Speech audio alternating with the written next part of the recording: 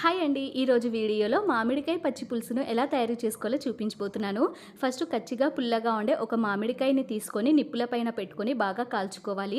ఇలా అంతా కూడా బాగా కాలిన తర్వాత స్టవ్ ఆఫ్ చేసేసి పక్కన పెట్టుకొని ఈ మామిడికాయని పూర్తిగా చల్లార్చుకోవాలి. మొత్తం చల్లారిన తర్వాత దీనిపైన ఉండే పొట్టునంతా కూడా పీల్ ఆఫ్ చేసేసుకొని ఇలా చిన్న చిన్నగా పీసెస్ లాగా కట్ చేసుకొని ఒక బౌల్లోకి వేసి మెత్తగా స్మాష్ చేసుకోవాలి. ఇలా మీకు చేతితో రాకపోతే పప్పు గుత్తితో మెత్తగా రుబ్బుకొనైనా తీసుకోవచ్చు. అలాగే ఇందులోకి కొంచెం నీళ్లను వేసి మామిడికాయల్లో ఉండే జ్యూస్ అంతా కూడా సపరేట్ అయ్యేంత వరకు ఇలా చేతితో బాగా పిండుకొని ఈ పొట్టంతా కూడా పక్కన తీసేసి పులుపుకు తగ్గట్టుగా నీళ్లను వేసుకొని కట్ చేసుకున్న ఉల్లిపాయ ముక్కలు, కొంచెం పసుపు, రుచికి సరిపడినంత ఉప్పు, సన్నగా కట్ చేసుకున్న కొత్తిమీర వేసేసుకొని ఇప్పుడు ఈ పులుసులోకి మనము తాలింపుని వేసుకోవడానికి స్టవ్ ఆన్ చేసి ప్యాన్లోకి 1 టేబుల్ స్పూన్ నూనె, ఆవాలు, జీలకర్ర, కట్ చేసిన పచ్చిమిర్చి ముక్కలు, ఎండుమిర్చి, కరివేపాకుని వేసుకొని తాలింపు పెట్టుకుంటే సూపర్ టేస్టీగా ఉండే మామిడికాయ పచ్చి పులుసు రెడీ. ఈ వీడియో మీకు నచ్చితే ప్లీజ్ నా ఛానల్ని సబ్స్క్రైబ్ చేసుకోండి.